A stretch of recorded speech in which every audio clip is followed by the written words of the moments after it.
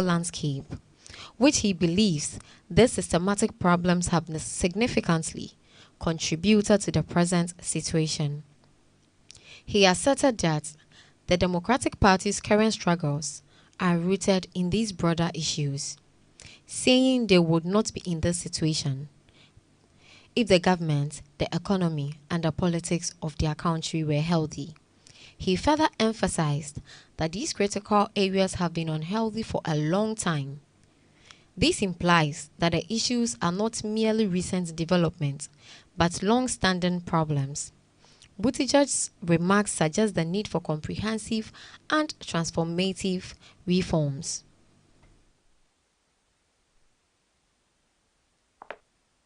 I wanted to read you something Senator Bernie Sanders said this week that I think you probably agree with. He said, the American people, I think, not only want resistance to Trump, but I think they want what the Democratic Party in the last many years has not given them. And that is an agenda that speaks to the needs of the working class because it's not good enough. I think this is really correct. Look, we have got to make sure that our opposition and everything that we're against, and obviously there is a lot to be passionately against right now, but it has to travel with a clearer picture of what we are for. Because there are a lot of voters who, for whatever reason, and Democrats might be shocked by this, but for whatever reason, did not find any of the things they've seen so far about Donald Trump to be disqualifying. And what that means is there's something else that, it doesn't mean they necessarily loved him, but they need to see something more. This is not a question of accommodating things that we don't agree with or watering down or changing our values. It is a question of making very clear to everybody how your everyday life is different if we're in charge compared to if they're in charge.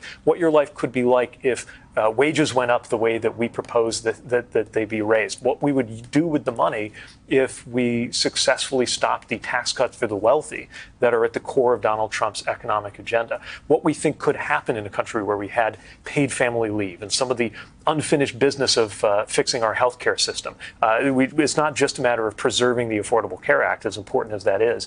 It's going the next step to make sure everybody can get and afford healthcare. All of these things that need to happen, that needs to be as clear a picture as our response to the authoritarian tendencies of this administration. Because the truth is, proto-authoritarian governments don't just come out of nowhere. We would not be in this situation if the government, the economy, and the politics of our country were healthy. They've been unhealthy for a long time. I think everybody knows that. And if my party seems like it's calling for a return to the status quo from before, that will be both substantively wrong and politically it will fail.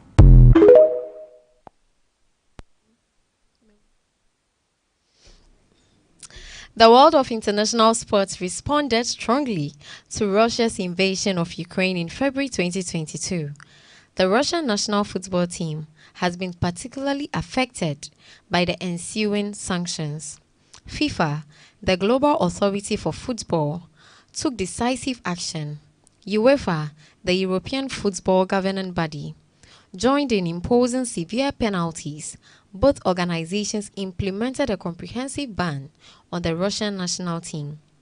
This ban prevents Russia from participating in any international football competitions. The decision effectively isolates the Russian team from the global football community. The ramifications of this ban are far-reaching for Russian football. Russia is excluded from major tournaments like the World Cup. The European Championship is also off-limits to the Russian national team. This isolation has significant consequences for players and fans alike. The ban impacts the development of Russian football talents. Opportunities for international exposure are severely limited. The absence from major tournaments diminishes national pride and prestige. The long-term effects on the Russian football program remain uncertain. The sanctions serve as a powerful statement against the invasion of Ukraine. They highlight the intersection of sports and politics on the world stage. The future of Russian football depends on the resolution of the conflict. The international community continues to monitor the situation closely.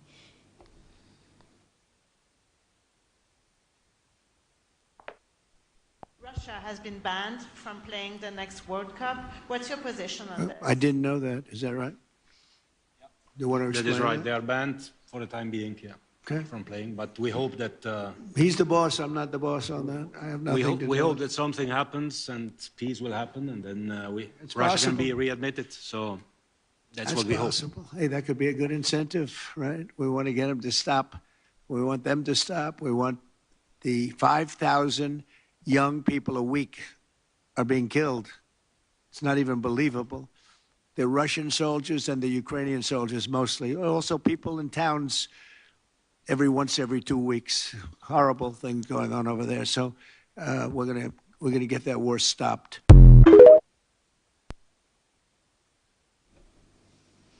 Former US President Joe Biden recently sat down with the BBC to commemorate the 80th anniversary of Victory in Europe Day. The occasion provided a unique backdrop for reflection on themes of leadership and weighty decisions. Amidst the VE Day commemoration, Biden faced a challenging question during the interview. He was asked to address his surprising withdrawal from the U.S. election race the previous year. The interviewer pressed Biden to explain the unexpected move that has stunned the political landscape. The setting of the BBC interview offered a significant platform for Joe Biden to articulate his perspective. He was able to elaborate on the complex factors that contributed to his decisions. He began by acknowledging the immense responsibility that comes with seeking and holding the presidency. Biden emphasized the need to prioritize the well-being of the nation above personal ambitions. He noted the evolving challenges facing the United States, both domestically and internationally. He pointed to specific policy areas where he felt a fresh perspective was needed. These considerations weighed heavily on his mind during the campaign. Ultimately, Biden concluded that stepping aside would serve the country's interests. He expressed confidence in the next generation of leaders to guide the nation forward. He underscored the importance of unity and collaboration in addressing the challenges ahead. The interview provided a rare glimpse into the former president's thought process during a pivotal moment. Biden's reflections on leadership, sacrifice, and historical context resonated with viewers around the globe. Did you leave it too late? Should you have withdrawn earlier, given someone else a bigger chance? I don't think it would have mattered.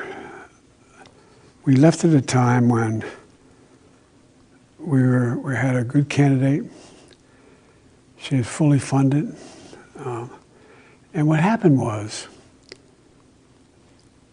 I had become what we had set out to do. No one thought we could do, and become so successful in our agenda. It was hard to say, "No, I'm going to stop now." I meant what I said when I started. That I think I'm prepared to hand this to the next generation. It's a transition government. But things moved so quickly that it made it difficult to walk away, it was a hard decision. But regrets, though?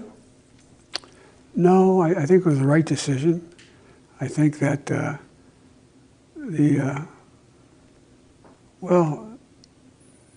it was just a difficult decision. But you shouldn't have taken it earlier. Well, I don't think so. I mean, I don't know how that would have made much difference.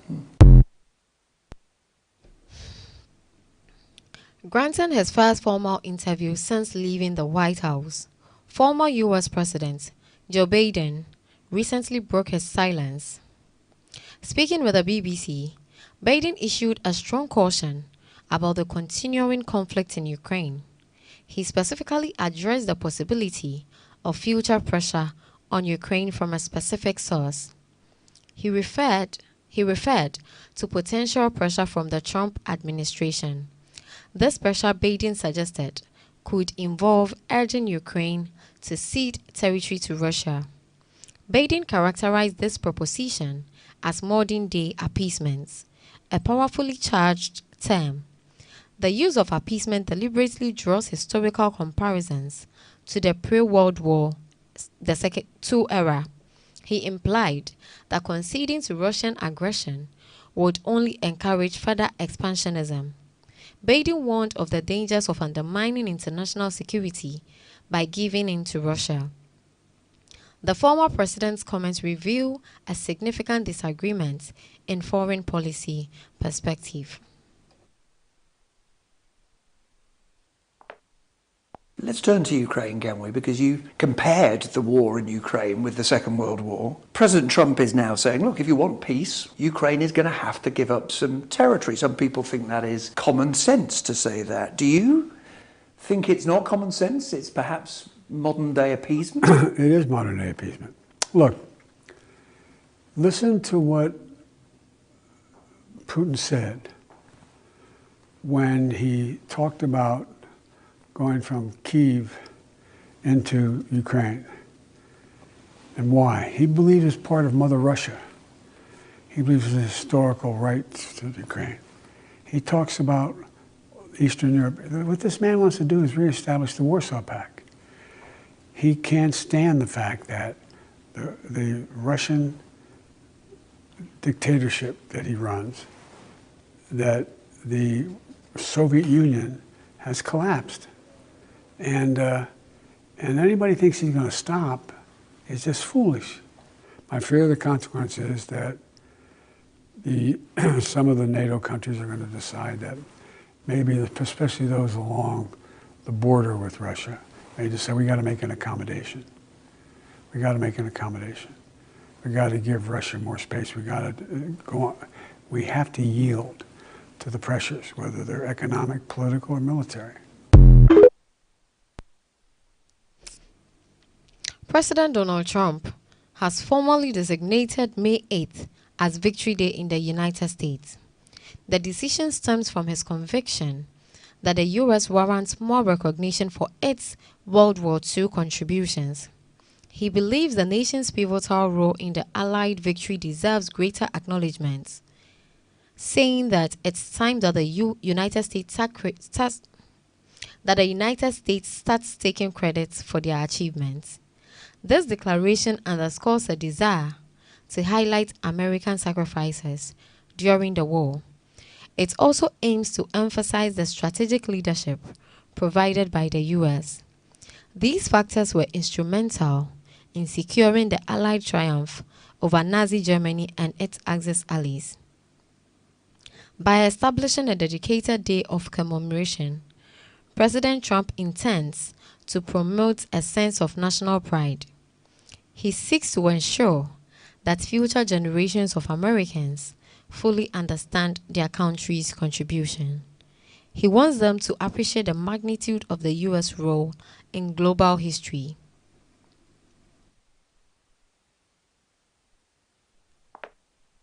I'm pleased to announce that I've just signed a proclamation officially designating tomorrow, May 8th, as a Victory Day for World War II, commemorating the 80th anniversary of America's victory in the Second World War.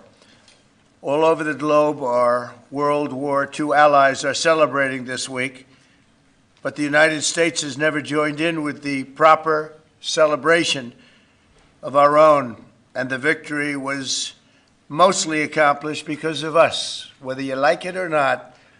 But I think there would be nobody that would say that we were not the dominant force in that war, and we don't celebrate it. And I think that's a great disservice to the people that lost their lives and people that fought so hard. And without us, those wars would not have been won. I think we can say that would not have been won.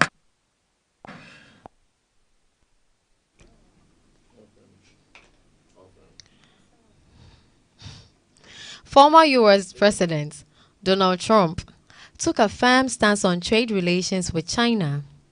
This occurred prior to planned discussions between U.S. and Chinese officials in Switzerland.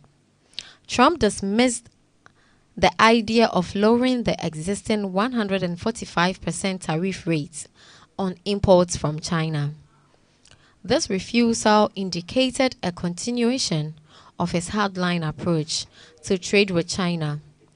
The high tariff rate has been a point of contention between the two nations. Trump's decision signaled a reluctance to ease trade pressures before the meeting. He was unwilling to offer a gesture of goodwill or use it as a negotiating tactic.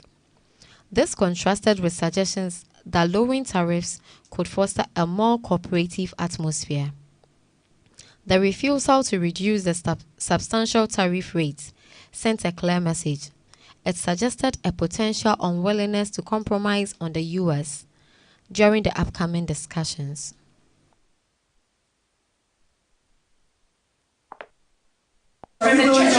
China says in order to have substantive negotiations, you have to bring down your 145% tariffs. Are you open to pulling back your tariffs in order to get China to the negotiating table? No.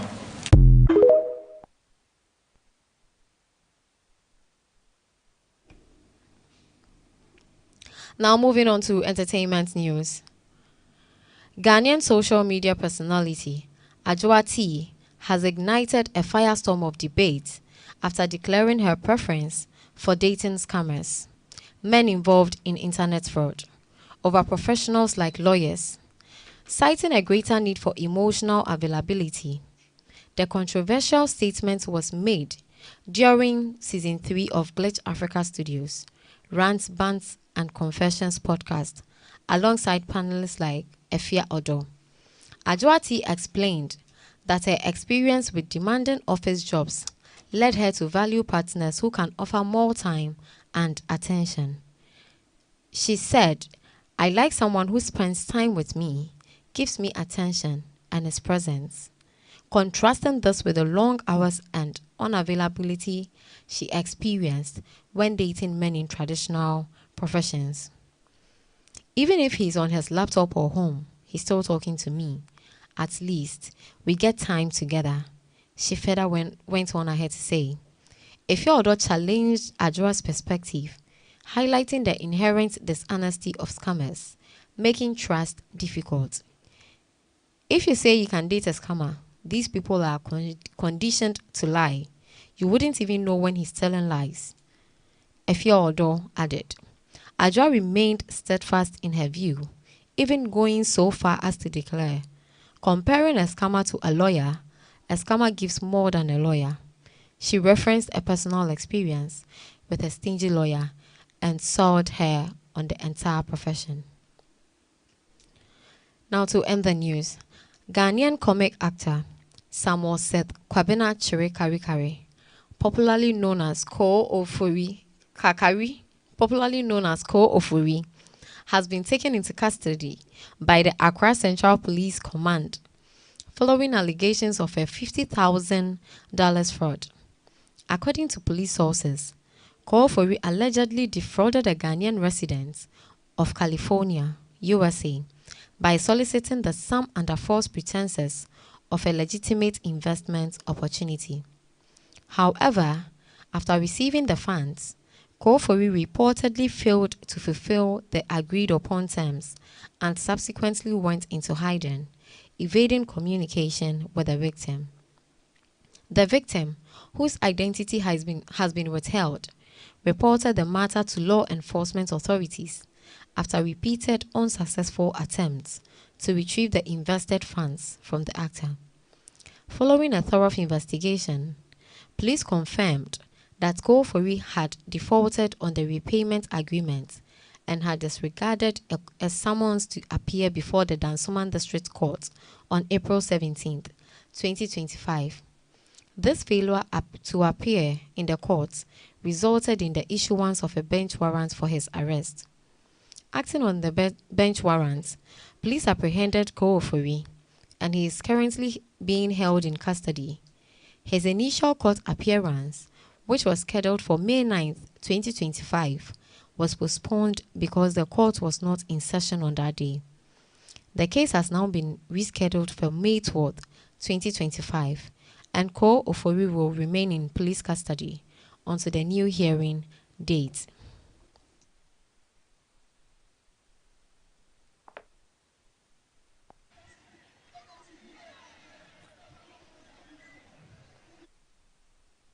Papa, by 2021, and you know, baby, or no, US, your friend Emily, Madame Papa, any go for it. You can much less say, go for US pra, you know, by your and Austria. On our way and arguing say, on your business, dear, and can say real estate business, our Ghana and Kobe near the Onopen residential area. Upon our year, Papa go for it, a can say. Or one side, seen the walk, Spinters Road, or non orderly within Saturday. Now, or no other for your major mind, when if you and Tatu and a Kasa, the release and Satini Diamano. And the first time, almost a cancer, Satini Diamano could see $30,000. $30,000, you know, tippet, Asama Abba Yading. Now, you know, Emily T and say, go for it because if you were no wind, you know, and as you were no wind, you know, when Timia as a son of documents. Nemu wapafanya asase foforo ewo baabi a ohona de efiura no na asase wura no otia hinti no eno se yenu aba ne timi ye topper of $20,000 Ghana $20,000 obetimi ase na se de asase no omo de ama yenu aba na keso no atimi ahye na adwuma na ase yenu aba no so e de oti yoyo esase a $20,000 ne ka ma ne be ye $60,000 afi de from 2021 the feminine asase no yenu aba no nsankai Nisika so Nansankaya. Documents also Nansankaya. Yeah, things go for you from 2021 up to date. And by 4 months ago, Mekaipa vividly, Mami Kahobi. To end the news, the recap of the top stories. The United States has donated $6 million armored vehicles to boost Ghana's defense capabilities. The United States Embassy has sent caution to Ghanaians against visa fraud and illegal immigration. Buttigieg has urged Democrats to reform in an interview with Saki. Joe Biden has issued stark warning against Russia. And in the entertainment news, Ghanaian actor Ko Ofori has been arrested for allegedly frauding someone of $50,000. Thank you for listening to News at 6. A massive thank you to my sponsors and a massive thank you to Big Family Multimedia Institute, BFM Store, Trustees Network, Center for Trade for sponsoring this News at 6. News at 6 was brought to you from the studios of Big Family Radio. My name is Esther Akusiagbobli. Thank you for joining.